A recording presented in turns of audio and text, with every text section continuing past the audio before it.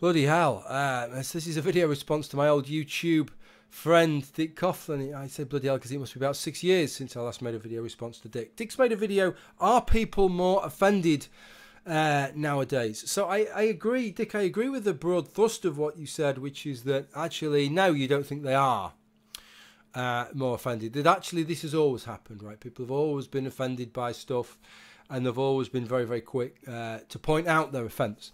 And I agree, I broadly agree with what you say. That this shit has always happened, right? This is nothing new. There's nothing new under the sun, and especially not with regard to people taking offence. So I take your broad point. I know you're talking about special snowflakes and not a new phenomenon. I think, the reason I mention that is I think that actually when people talk about special snowflakes, that doesn't just mean somebody who takes offence. It's tying taking offence in to everybody having an individual identity. That's the sort of snowflake part of it. So it's a slightly different thing there. But where I disagreed with you, you mentioned about Chris Morris and his work. I think he's fantastic as well. 4 Lines, great film. And I love The Day to Day. I've got them on DVD. And Brass Eye, fantastic series and challenging, controversial stuff. And yeah, I remember that Pedogeddon it's called. I know because I just looked it up. But when I heard your numbers and you said that there were 250,000 complaints, that immediately made me sit up, because I thought, well, one of the differences today is the numbers, the ability to do things in numbers and the kind of numbers who are involved. And when you said 250,000, I thought, fuck me, was there 250? There couldn't have been 250,000 complaints. And there wasn't. According to Wikipedia, there were 3,000 complaints. According to the BBC, on the 30th, I think, of July or something like that, after it had been broadcast later on in the week, there were 2,500. So I think you've got 2,500 and turned it into 250,000. Now, it doesn't take away entirely from your point. There were a lot of complaints, but it would have taken away from my point.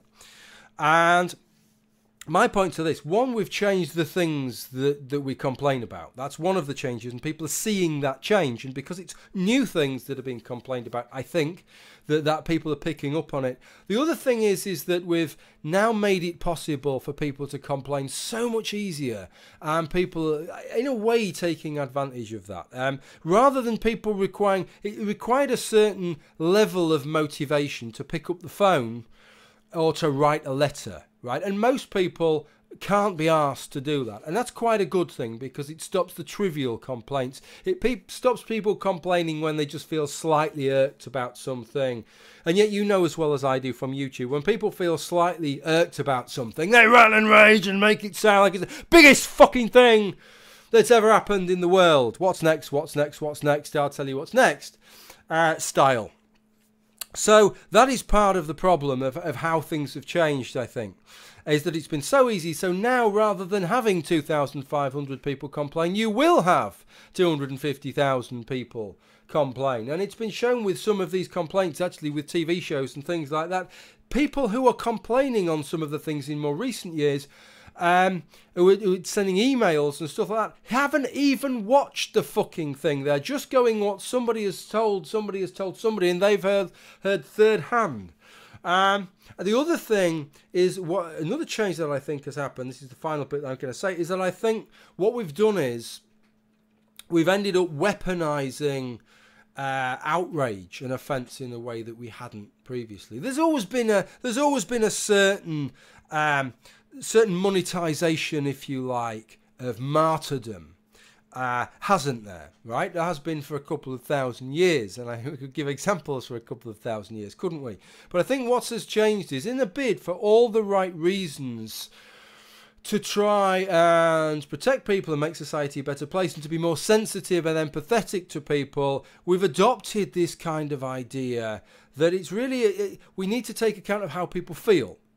And we need to take, if somebody says they're offended, then, and they are offended, then that has to count more, or at least as much as the intent, etc., etc., etc. Which, on the face of it, superficially is all well and good. The problem is, whenever you enable somebody, you allow somebody else to manipulate that. And I think that's what's happened. We have really seriously weaponized the taking of offence, so that you can use that in ways that are rather more manipulative, to try and control what is shown, to control what is seen, and to try and shut things down I mean, you talked about the way in Brass Eye in which they just, well, we'll show it. Yeah, we've had more complaints than anything else. Yeah, we'll show it again. I think the problem is the more sympathetic and empathetic we become to people taking offence, it could be for all the right reasons, the harder it becomes to keep doing that. And the more we get this kind of situation that we saw the other day, which I'm sure you'll know about because you keep up on all these things, where I think it was Primark had a t-shirt from The Walking Dead with a baseball bat and the slogan "eeny, meeny, miny, mo," relating to I think a line that one of the characters had said when they were relating to somebody had to die, one of them had to die or something like that.